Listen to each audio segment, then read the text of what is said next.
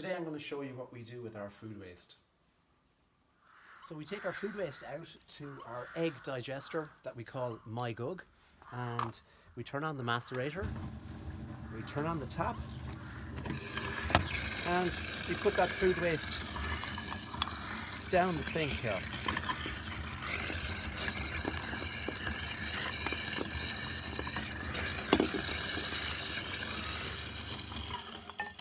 So that food waste then turns into biogas. You can see here bubbling.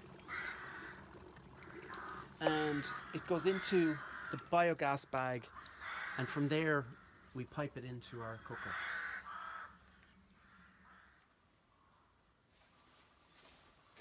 So the first thing I do is turn on the gas pump.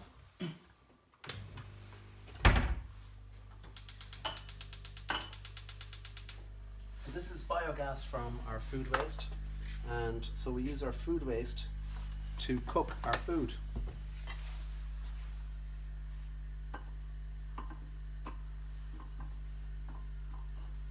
Simple as that.